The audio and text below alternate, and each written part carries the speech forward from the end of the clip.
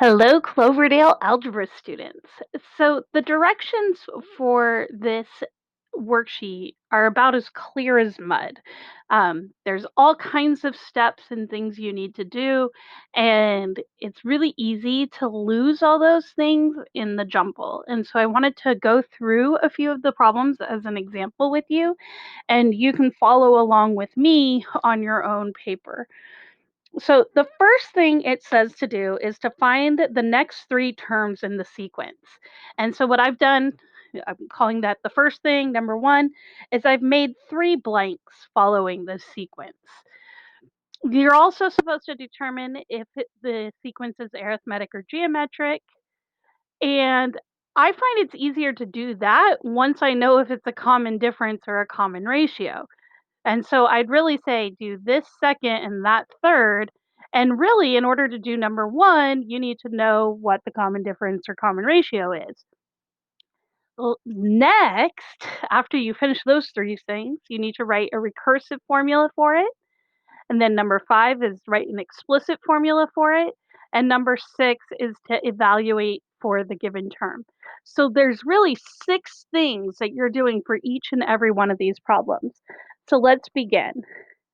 As we go from this number, -36, to -136, or from -136 to -236, we are dropping down, we are subtracting 100 each time. So -100, -100. I'm actually going to do it down here where I prefer to write it. -100, -100, -100. So this is a common difference,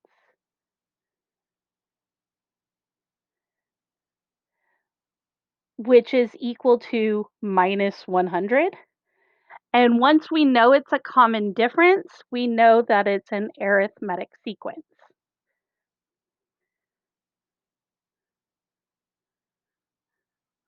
Okay, now we can fill in those blanks.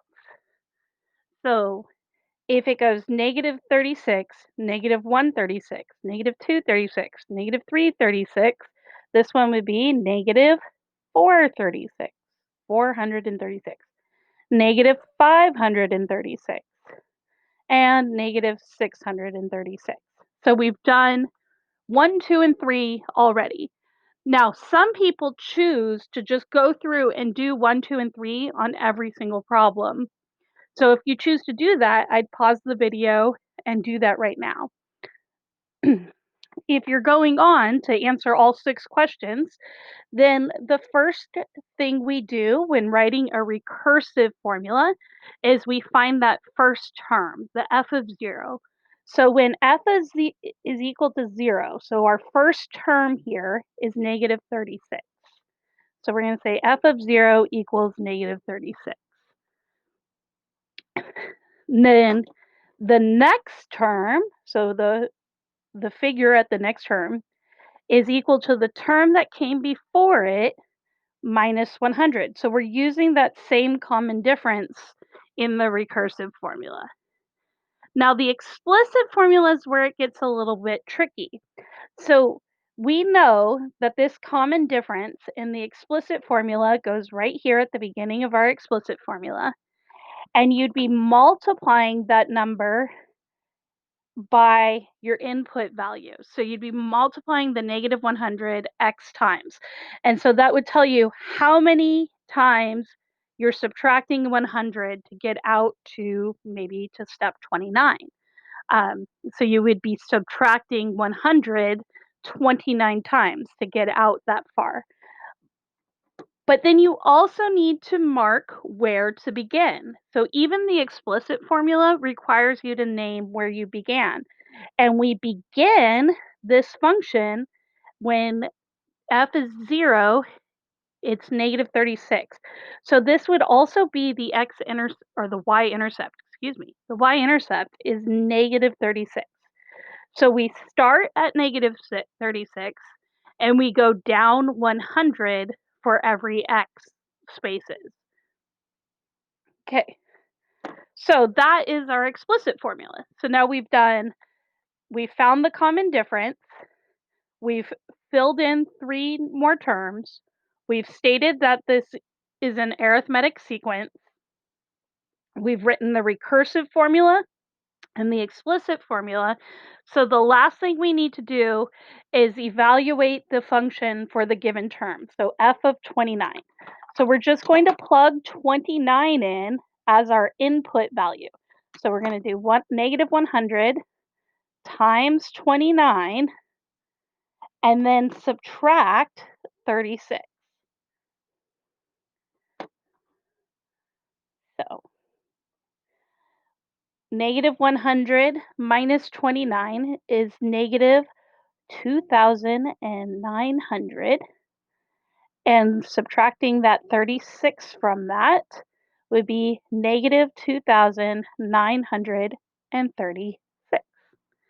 So f of 29 is equal to negative 2,936. And we're done with that problem. I'm going to go ahead and do number 2 with you just to make sure we have it. So we're going to start by putting our 3 blanks because we have to find the next 3 terms. Then we need to figure out what's going on. So if we go from negative 30 to negative 35, negative 35 to negative 40, negative 40 to negative 45, it looks like we're going down 5 each time. So from negative 45 minus 5 would be negative 50. And negative 50 minus 5 is negative 55. And negative 55 minus 5 is negative 60. So this has a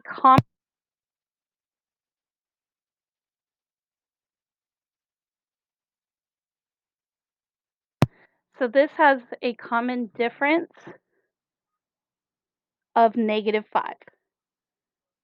Common difference equals negative 5. So this is an arithmetic sequence. I'm going to just abbreviate because I'm out of space there.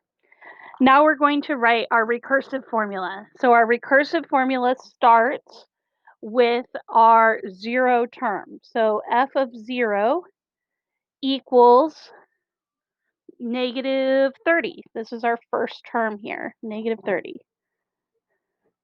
Then f of n, so our new function or our new figure or our new number is equal to the number that comes before it. And then the common difference was minus 5, so it's the number that comes before it minus 5. Now our explicit formula. So f of x equals that common difference, so negative 5 times x, and then our 0 term, minus 30.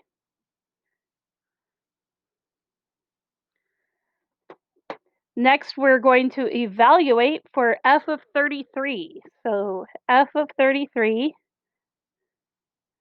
is equal to negative 5 times 33 minus 30.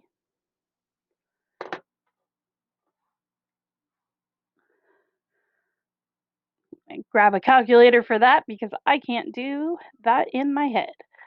So negative 5 times 33 is negative 165.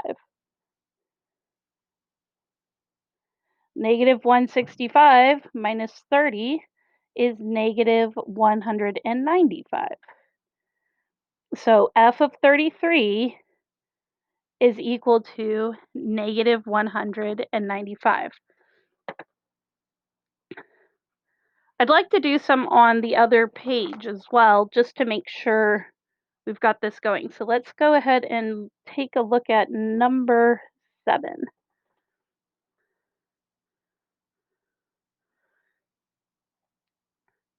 So we need our 3 blanks because we always need our 3 blanks. So you could go through and do this entire worksheet just by putting in the 3 blanks and figuring out how to get to those 3 blanks. So to get from 4 to 12 would be to subtract 8. From 12 to -36 would not be to subtract 8. So we need to do something different. This is probably a geometric sequence. So I'm looking for what are we multiplying by? Oh, okay, I see it now. It's times 3. We're multiplying by 3 each time. So then 108 times 3, grab my calculator again. 108 times 3 is 324. And it's negative 108, so this would be a negative 324. They're actually all going to be negative. And we're going to be multiplying by 3 every time. So 324 times 3 is 972. And 972 times 3 is 2,916. So this time we have a common ratio,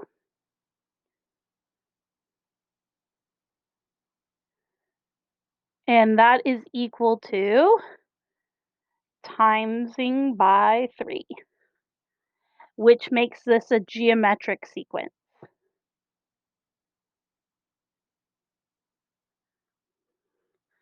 So we've done 1, 2, and 3. Now number 4 is to write the recursive formula.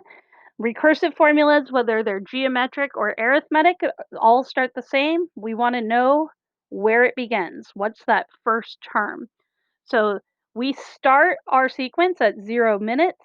Our 0 minutes is -4. Then, to find a new term, you take the term that comes before it and you multiply by 3. And that gives us our recursive formula. Now we need to do our explicit. So f of x, and with a geometric sequence, remember a geometric sequence is written in the pattern. Let's see if I can write it for you guys up here. So it's the f of x equals whatever your common ratio is to the x power, and whatever your first term was, you're putting out in front. So let's say, we usually call it b. So let's say this is b, our 0 term. So b times c to the x in this case. Maybe it'll make more sense if I write it down. We have our 3, that's what's being repeatedly multiplied. And when we do repeated multiplication, that has the exponent for the x goes up in the exponent. But to get that 0 term, to make sure it starts at -4, we would have to multiply this by -4. So -4 times 3 to the 0 power.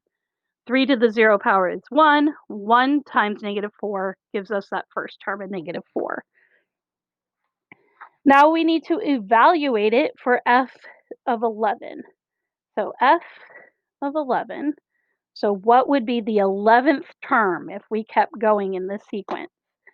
To calculate that, we plug in, so -4 times 3 to the 11th power.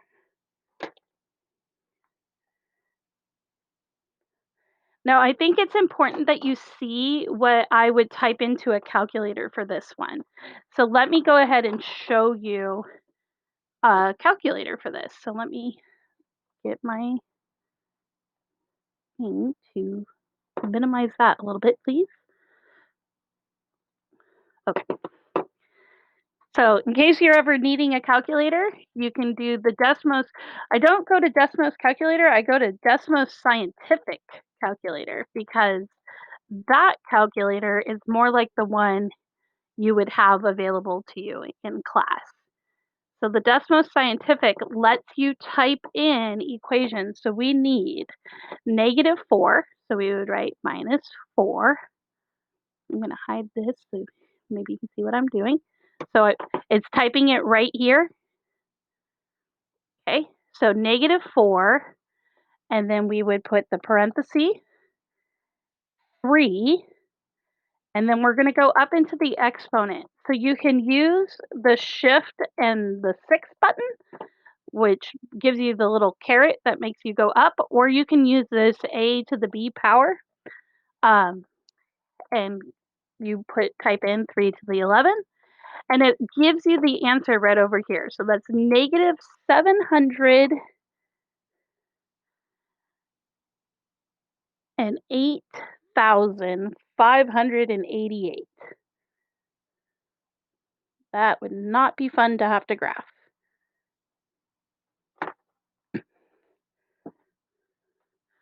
So this calculator does let you type in, a minus is the same as a negative. So if you're looking for that negative, you can just use a minus sign on this calculator.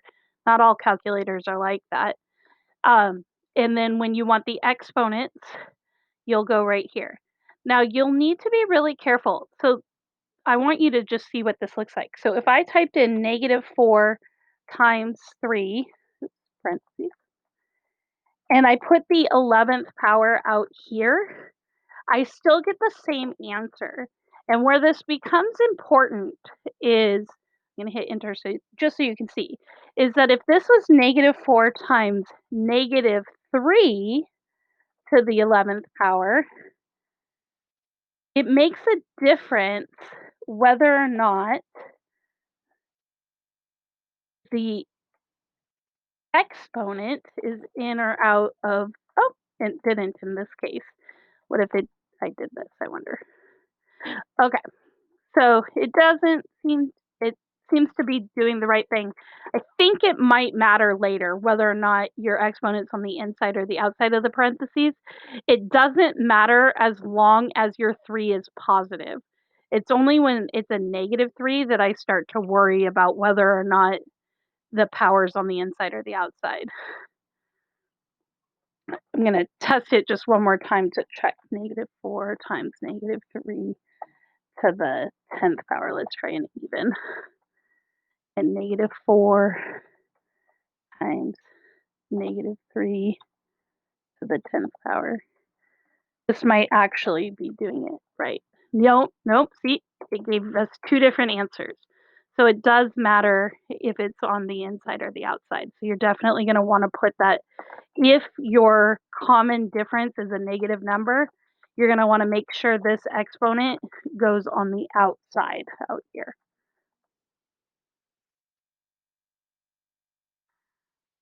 to get the right answer. Okay. Different calculators handle that in different ways, and so I just wanted to make sure that I showed you the right way with this particular calculator.